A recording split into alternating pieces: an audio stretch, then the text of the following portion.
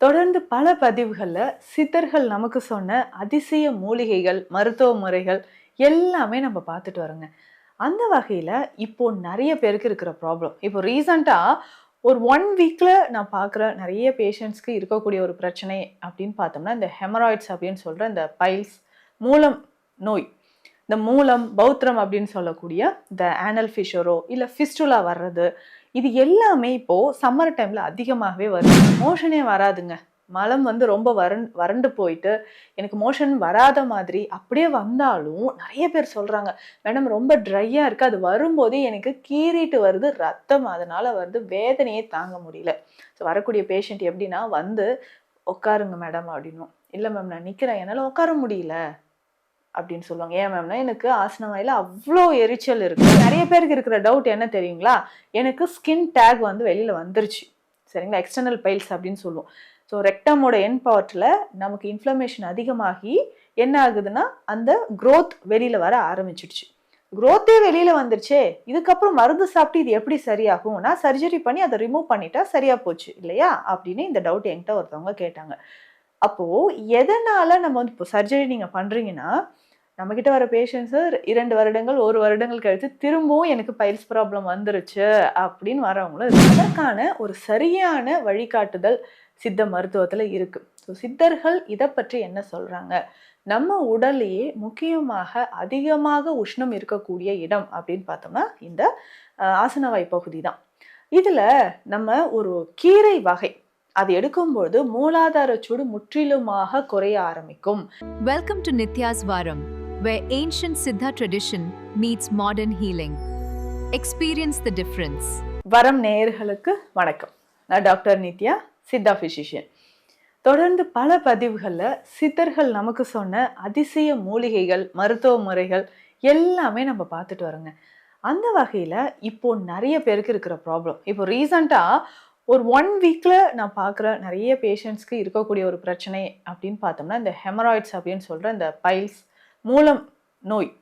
இந்த மூலம், பௌத்திரம் அப்படின்னு சொல்லக்கூடிய இந்த ஆனல் ஃபிஷரோ இல்ல ஃபிஸ்டுலா வர்றது, இது எல்லாமே இப்போ சம்மர் டைம்ல அதிகமாகவே வருதுங்க.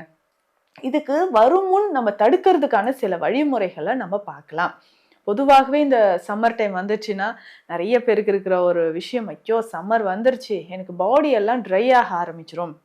உடலே வறண்ட மாதிரி ஆயிடும். உடல் முழுவதுமே எனக்கு சருமம் வறண்டு போயிருக்கும். மோஷனே வராதுங்க. மலம் வந்து ரொம்ப வறண்டு போயிட்டு, எனக்கு மோஷன் வராத மாதிரி அப்படியே வந்தாலும் நெறைய பேர் சொல்றாங்க, "மேடம் ரொம்ப ட்ரையா இருக்கு. அது வரும்போதே எனக்கு கீறிட்டு வருது, ரத்தம் அதனால வருது. வேதனையே தாங்க முடியல." ஸோ வரக்கூடிய பேஷண்ட் எப்படின்னா வந்து, "உட்காருங்க மேடம்" அப்படின்னும். "இல்ல மேம் நான் நிக்கிறேன். என்னால உட்கார முடியல." அப்படின்னு சொல்லுவாங்க. ஏன் மேம்னா, எனக்கு ஆசன வாயில அவ்ளோ எரிச்சல் இருக்கு. இப்போ கூட நான் சொல்றேன், எனக்கு ப்ளீடிங் இருக்கு மேடம் அப்படின்னு சொல்லுவாங்க. ஏன்னா உட்கார கூட முடியாத அளவுக்கு நம்மளுடைய அந்த மூலாதார சூடு ஆசனவாய் பகுதியில எரிச்சல் அதிகமா இருக்கு. இதுல நெறைய பேருக்கு இருக்கிற டவுட் என்ன தெரியுங்களா? எனக்கு ஸ்கின் டேக் வந்து வெளில வந்துருச்சு. சரிங்களா? எக்ஸ்டர்னல் பைல்ஸ் அப்படின்னு சொல்லுவோம். ஸோ ரெக்டமோட எண்ட் பார்ட்ல நமக்கு இன்ஃப்ளமேஷன் அதிகமாகி என்ன ஆகுதுன்னா, அந்த குரோத் வெளில வர ஆரம்பிச்சுடுச்சு. குரோத்தே வெளில வந்துருச்சே! இதுக்கப்புறம் மருந்து சாப்பிட்டு இது எப்படி சரியாகும்? நான் சர்ஜரி பண்ணி அத ரிமூவ் பண்ணிட்டா சரியா போச்சு இல்லையா? அப்படின்னு இந்த டவுட் என்கிட்ட ஒருத்தவங்க கேட்டாங்க. அப்போ எதனால நம்ம வந்து இப்போ சர்ஜரி நீங்க பண்றீங்கன்னா, நம்மகிட்ட வர பேஷண்ட்ஸ் 2 வருடங்கள், 1 வருடங்கள் கழித்து திரும்பவும் எனக்கு பைல்ஸ் ப்ராப்ளம் வந்துருச்சு அப்படின்னு வரவங்களும் இருக்காங்க. 2 முறை நான் வந்து சர்ஜரி பண்ணிட்டேன். 3வது முறையும் என்னால பண்ண தெம்பு இல்ல டாக்டர். எனக்கு ஏதாவது மருந்து இருந்தா குடுங்க சித்தால. அப்போ இதற்கு அறுவை சிகிச்சைன்றது ஒரு நிரந்தர தீர்வு கிடையாது. முழுவதுமாக இது குணமாவதற்கான வழிமுறைகள் சித்த மருத்துவத்துல இருக்குங்க. ஒருவேளை உங்களுக்கு எக்ஸ்டர்னல் குரோத் இருக்குன்னா கவலையே வேண்டாம். மருந்துகள் எடுக்க எடுக்க அது சுருங்க ஆரம்பிச்சிரும். ஸோ அந்த ரெக்டமோட எண்ட் பார்ட்ல இருக்கக்கூடிய அந்த இன்ஃப்ளமேஷனை நம்ம குறைக்கணும். அதற்கான ஒரு சரியான வழிகாட்டுதல் சித்த மருத்துவத்துல இருக்கு. ஸோ சித்தர்கள் இத பற்றி என்ன சொல்றாங்க? நம்ம உடல்லயே முக்கியமாக அதிகமாக உஷ்ணம் இருக்கக்கூடிய இடம் அப்படின்னு பார்த்தோம்னா, இந்த ஆசனவாய் பகுதி தான்.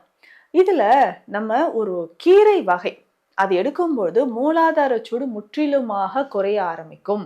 ஏன்னா இந்த மூலாதார சூடு அப்படின்னு சொல்றது இந்த பைல்ஸோ ஃபிஸ்டுலா இதற்கு மட்டும் கிடையாது. நிறைய பேருக்கு யூரினரி ட்ராக் இன்ஃபெக்ஷன் இருக்கும். யூரின் போகும்போதே வெள்ளை ஒழுகல் அப்படின்னு நம்ம சொல்லுவோம். ஆண்களுக்கு வந்து யூரின் போய் முடிச்சோடனே அந்த டிப் ஆஃப் தி பெனிஸ்ல ஆண்குறியோட நுனி பகுதியில் வெள்ளையாக ஒரு திரவம் மாதிரி வந்து அப்புறம் நிற்கும். அதே மாதிரி விந்தணுக்கள் யூரின்ல கலந்து வெளியேறுது, ஸ்பெர்மட்டூரியா அப்படின்னு சொல்லுவோம். இந்த மாதிரி பிரச்சனைக்கு எல்லாமே நம்ம வீட்டுகளில் இப்போ வந்து ஒரு காலியான ஒரு லேண்ட் இருக்குன்னா அந்த இடத்துல இந்த மூலிகை நிறைய இருக்குங்க. அதே மாதிரி சாலை ஓரங்களில் இந்த மூலிகையை நம்ம அதிகமாக பார்ப்போம். அப்படின்னு சொல்லக்கூடிய ஒரு முக்கிய மூலிகைனா அதிபலா அப்படின்னு சொல்றது. அதிபலா அப்படின்னா அப்படின்னு யோசிக்காதீங்க, நிறைய பேர் பார்த்துருப்பீங்க. அதுதான் துத்தி அப்படின்னு நம்ம சொல்றோம். துத்தி இலைகளுக்கு, துத்தி செடிக்கு அதிகமான மருத்துவ குணங்கள் இருக்கு. அதிபலா அதிகமான பலம் தரக்கூடியது அப்படின்றது பொருள். உடலுக்கு நரம்புகளுக்கும் வலிமை தரக்கூடியது, உடல் உஷ்ணத்தை குறைக்கக்கூடிய முக்கியமான ஒரு மூலிகை. இதை கீரையாகவும் நம்ம சாப்பிடலாம். குழந்தைகள் எல்லாமே இதோட காயை பறித்து அதில் இங்கு தடவி என்ன பண்ணுவாங்க, நம்ம கிளாத்ல டிசைன் போடுறோம் அப்படின்னு சொல்லிட்டு விளையாடிட்டு இருப்போம் இல்லைங்களா? அந்த கீரை தான் நல்ல சின்ன சின்னதாக மஞ்சள் நிறத்தில் மலர்கள் இருக்கும். இந்த கீரையை நம்ம மூலம் சார்ந்த பிரச்சனைகளுக்கு எப்படிங்க பயன்படுத்தலாம்? இதனுடைய முழு தாவரமுமே நமக்கு மருத்துவ குணம் நிறைந்தது. மூலம் சார்ந்த பிரச்சனைகளுக்கு இதை சிறப்பாக நம்ம பயன்படுத்திட்டு இருக்கிறோம். ஸோ உங்களுக்கு பைல்ஸ் இருக்கா, மோஷன் போகிற இடத்துல நிறைய பேருக்கு ஃபிஷர் இருக்கா, கவலையே வேண்டாம். இதை தொடர்ந்து இந்த கீரையை தொடர்ந்து நீங்கள் பயன்படுத்துங்கள்.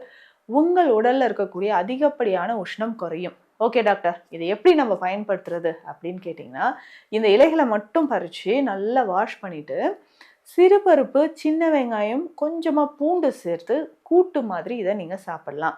ஸோ கூட்டாக இதை பயன்படுத்தும் போது நல்ல ரிசல்ட் உங்களுக்கு கிடைக்கும்.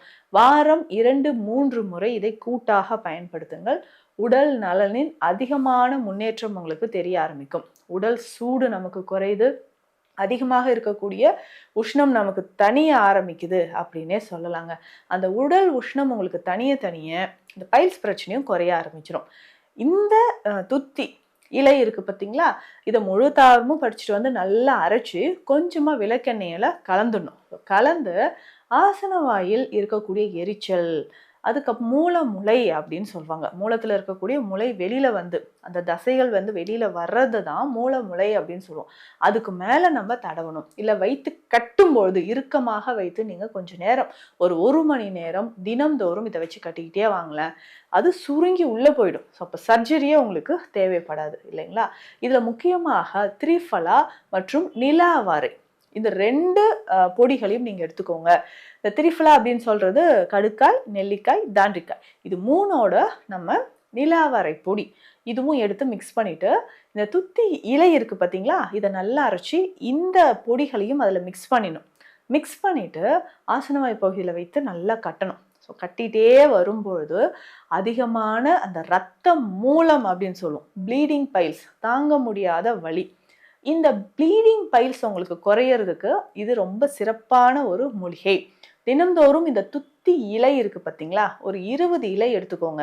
அரைத்து சாறு எடுத்து இதில் நம்ம என்ன பண்ண போகிறோம்னா, நெல்லிக்காய் பொடி இருக்கு இல்லைங்களா, நெல்லிக்காய் பொடி 1/2 ஸ்பூன், அதிமதுரம் பொடி 1/2 ஸ்பூன் சேர்த்து காலையிலே நம்ம குடிச்சிடணும். எம்டி ஸ்டொமக்கில் குடிச்சிக்கிட்டே வாங்கலேன். ரெகுலராக இது ஒரு 10 நாட்கள் குடிக்கும் போதே உங்கள் வயிற்றில் இருக்கக்கூடிய பல பிரச்சனைகள், வயிறு புண்ணு, அல்சர் இருக்குது, நரம்பு சம்மந்தப்பட்ட பிரச்சனை இருக்குது, கால்களில் நமக்கு இந்த டயபெட்டிக் அல்சர் இருக்குது, அதாவது நீரிழிவு நோயினால் வரக்கூடிய புண்கள், அது சரியாகிறதுக்கும் நரம்புகள் வலிமையாக இருப்பதற்கும் இதை நீங்கள் பயன்படுத்தலாம். அப்போது ரெகுலராக காலையில் இந்த ஜூஸ் நீங்கள் குடிச்சு பாருங்களேன், உடலில் பல அதிசய மாற்றங்கள் உங்களுக்கு நடக்கும். பைல்ஸ் இருக்கா, உடனே நான் சர்ஜரி பண்ணணும் அப்படின்றதுலாம் அவசியம் கிடையாது. உங்ககிட்ட திரிஃபலா சூர்ணம், நிலாவாரை பொடி எடுத்து வச்சுக்கோங்க. அதுக்கப்புறம் நெல்லிக்காய், அதிமதுரம், இந்த பொடியும் நம்ம எடுத்து வச்சுக்கணும். இப்போ ரெகுலராக இதை நீங்கள் ஃபாலோ பண்ணிக்கிட்டே வரும்பொழுது உங்கள் உடலில் இருக்கக்கூடிய அதிகமான உஷ்ணம் குறைய ஆரம்பிக்குது. இதை தாண்டி இன்னும் பைல்ஸ்க்கு சிறந்த சிகிச்சை முறைகள் நம்ம கிளினிக்கில் இருக்குங்க. அவதிப்படாதீங்க. சம்மர் வந்துருச்சுன்ற ஒரு வருத்தமோ பயமோ உங்களுக்கு வேண்டாம். உங்களுக்கு முழுவதுமான ஒரு நிவாரணம் கிடைக்கணும்னா அதிபலா அப்படின்னு சொல்லக்கூடிய இந்த துத்தி இலைகளை பயன்படுத்துங்க.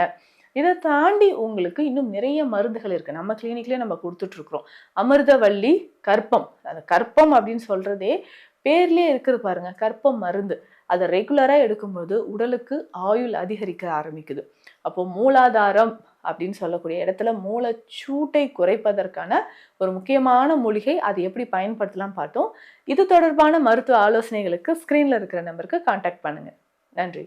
Welcome to Nitya's Varam, where ancient Siddha tradition meets modern healing. Experience the difference.